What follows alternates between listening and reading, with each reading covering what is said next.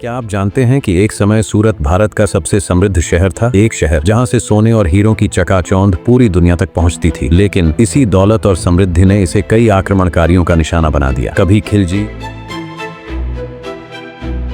कभी मुगल, कभी मराठा और फिर अंग्रेजों ने भी इस शहर को लूटा। क्या आपको पता है कि छत्रपति शिवाजी महाराज ने सूरत से कितने धन की लूट की, या फिर अंग्रेजों ने इस शहर से कितने हजार करोड़ लूट कर ब्रिटेन भेज दिए। सूरत की मिट्टी में इतिहास के वो अनकहे राज छुपे हैं जिन्हें जानकर आप चौंक जाएंगे। आज हम इतिहास के उन पन्नों को पलटने वाले हैं जिनमें सिर्फ युद्ध, लूट और धोखे की गूंज सुनाई देती है। तो तैयार हो जाइए, क्योंकि यह है सूरत की सबसे बड़ी लूट की कहानी। सूरत की कहानी इतनी पुरानी है जितनी भारत की सभ्यता। 322 से 150 ईसा पूर्व तक यह महान मौर्य साम्राज्य का हिस्सा था। इसके बाद 200 से 250 ईस्वी तक सातवाहन साम्राज्य ने दक्षिण भारत के साथ इसका व्यापार शुरू किया। 150 ईस्वी में गुप्त साम्राज्य और फिर 560 से 973 ईस्वी तक चालुक्य और राष्ट्रकूट साम्राज्य ने इसे और बढ़ाया। लेकिन असली लड़ाई तो अब शुरू होने वाली थी। 950 से 1297 तक सूरत पर कई हिंदू राजवंशों का शासन रहा।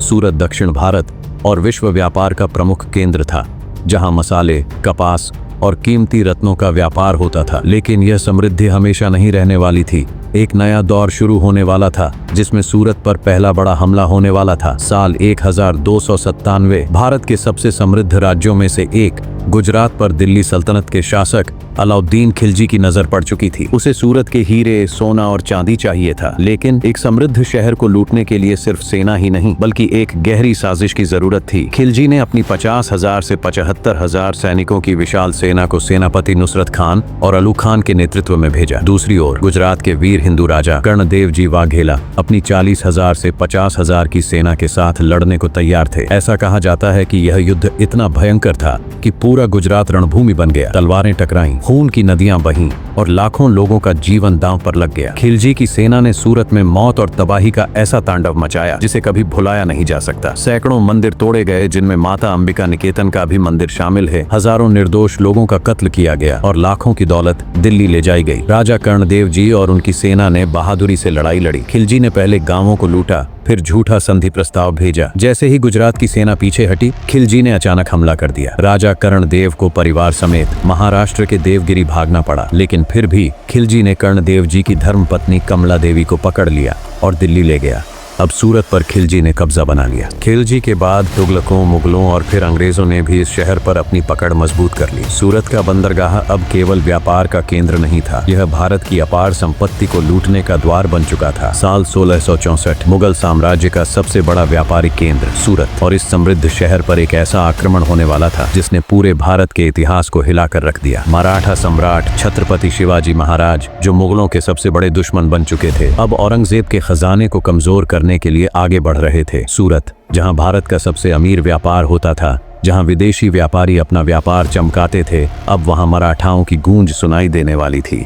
6 जनवरी 1664 की सुबह मराठाओं ने सूरत पर धावा बोल दिया। छत्रपति महाराज शिवाजी के 10,000 वीर सैनिकों ने शहर को चारों ओर से घेर लिया। मुगल फौज घबराई हुई थी। मराठा सेना ने केवल मुगलों और अमीर व्यापारियों की संपत्ति को निशाना बनाया। महल, सरकारी खजाने, औरंगजेब के कार्यालय सब लूट लिए गए। छत्रपति शिवाजी महाराज एकमात्र राजा जिन्होंने जनता को नहीं बल्कि शासकों को लूटा। दोस्तों, यह सिर्फ एक आक्रमण नहीं था, यह भारत के इतिहास की सबसे बड़ी लूट थी। मात्र 3 दिनों में मराठाओं ने सूरत से 1 करोड़ रुपए से अधिक लूट लिए, जो आज के हिसाब से 50,000 करोड़ से भी ज्यादा होता है। लेकिन छत्रपति शिवाजी महाराज ने इस दौलत का क्या किया? क्या यह सिर्फ उनके लिए थी? नहीं, इस धन से उन्होंने सिंधु दुर्ग और अन्य किलों का निर्माण करवाया, जिससे मराठा साम्राज्य और भी मजबूत हुआ। अपनी सेना को और मजबूत किया और औरंगजेब के खिलाफ युद्ध को जारी रखा। लेकिन कहानी यहीं खत्म नहीं होती। महाराज की इस लूट से औरंगजेब बौखला गया। उसने अपनी प्रजा पर भारी कर लगाकर इस नुकसान की भरपाई करनी शुरू कर दी। आगे जो हुआ